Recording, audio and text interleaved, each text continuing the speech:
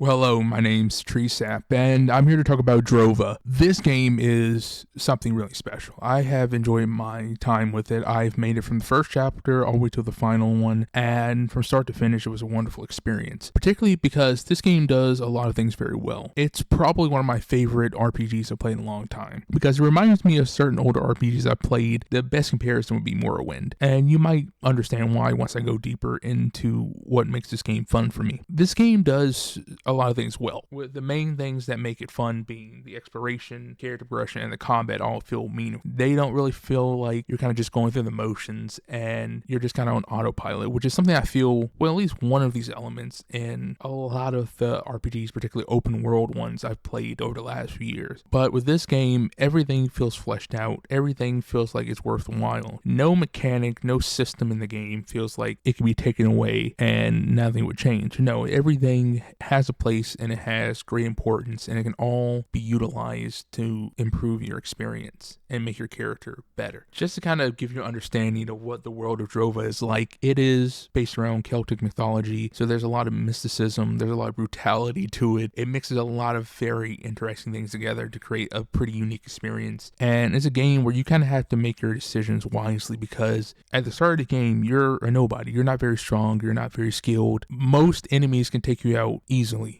You can fight some things one-on-one and be relatively fine, but if you run into enemies that attack you in groups, well, you might be fucked. And the game even says itself, choose your fights wisely, and not just with the monsters, but with the human characters in the game. You can solve things through violence, but there are people who are perfectly fine with that, and they're better at using violence to solve their issues than you, at least until you reach certain points in the game. And that kind of adds to it, because you'll make decisions based on, okay, can I beat this person? Do I have to try to be cordial? Do I have to try to find some other method of getting around this problem? Sometimes you might just have to run away. And some places you can go through them, but hey, you got to be careful, because one or two hits from certain enemies, you're dead, because you just don't have what it takes to survive that at this point. And that's something good, because you're free to explore anywhere you want from the beginning of the game, but some things are locked out just through you don't have the skill, both in terms of your character's level and abilities you have, the equipment you have, and also maybe just your ability to play the game and how well you've adjusted to the combat system and how well you understand it. But by the time you reach the end of the game, you feel amazing.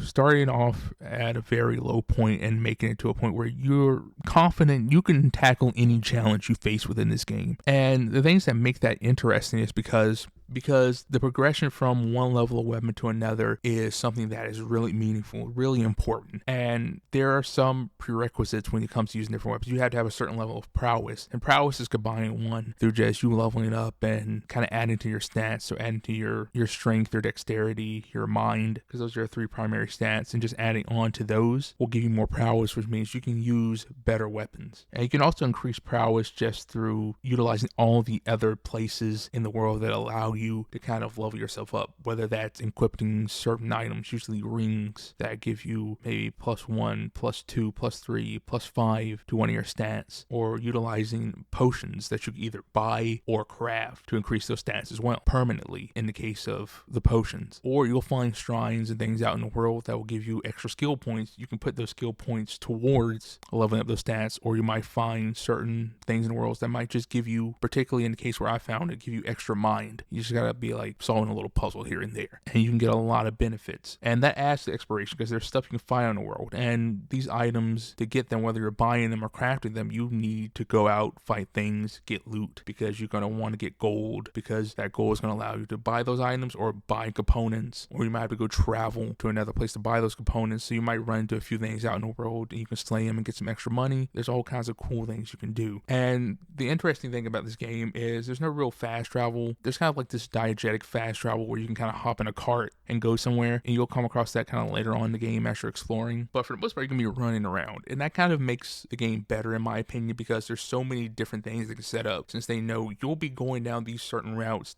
at least to get to story points. So you can stumble across all kinds of quests and interesting things in the world, so it makes it so you're kind of incentivized to explore. You kind of have to explore. And also, there's no quest markers. You might be told, hey, this particular thing you need to do is in this area area. It's by this place. It's in the southeast. Go there, do that, and return. That's the simplistic way of putting it, but that's kind of the basic of it. And I kind of like that. I kind of like when a game trusts you, hey, bro, we know you could probably figure out, hey, travel west and find this thing by this place. I kind of like that.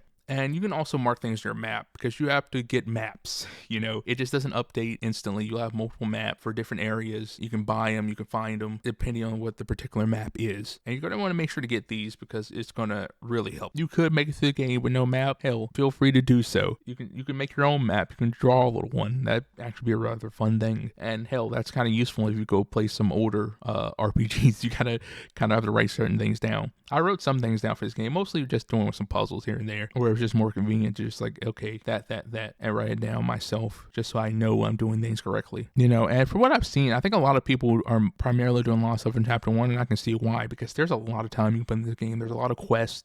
Some are only in certain chapters, because once that chapter's over, some are going to disappear, because you're going to make choices that are going to kind of cut you off for certain things. And I put 40 hours in this game, and I haven't done even like half of the quests, because there's some things I missed out on, and there's different choices I could have made that are probably opened up so many different things. And I'm going to do another playthrough of this game, most certainly. But I kind of just want to kind of put my thoughts out there while they're still fresh in my head. So it might not be the most concise thing you're going to hear, but I'm going to continue speaking. I don't know why I even put this little bit in there, but hey, it's here. So by the time I got to the end of the game, I had progressed so far. Starting off just fighting with sticks, and now I got legendary armor. I got legendary weapons. I have access to incredibly powerful magic, because as you progress through the game, you unlock some brand new mechanics as you go on that make the game far more different, because it gives you the ability to use spells in a way you can't at the beginning, which allows you to kind of shape your gameplay style in a whole new way. And not to mention, I enjoyed the story. I won't spoil it, but I think it's good. I like the characters. There's a lot of little interesting things, and there's all kinds of situations you get yourself into based upon the decisions you make. And it was nice to run into some actual surprises and kind of just play things out, because not everything just ends in you dying. Sometimes you just get the shit beat out of you. You might lose some money, or you might get thrown into a situation that you just weren't expecting. And there's all kinds of little things in every nook and cranny of this world, because there's a lot to it, but it's not a super massive world, but it's just jam-packed with all kinds of stuff. And that's something I really like to see. It doesn't feel like this is an open world just for open world purposes. It doesn't just exist to exist. And at some point, I'm going to go into a deeper talk about this after I've kind of 100%ed the game, because there's probably a lot of stuff I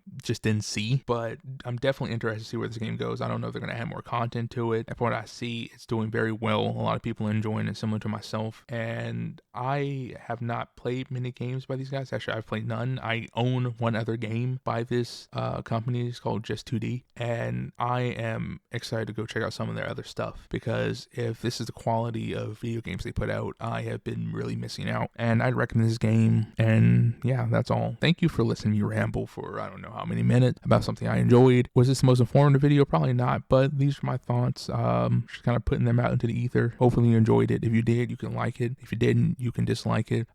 You can say it was garbage in the comments. It's really up to you. I'm not the boss of you. Yeah, that's all. Thanks for watching. Peace. I'm out.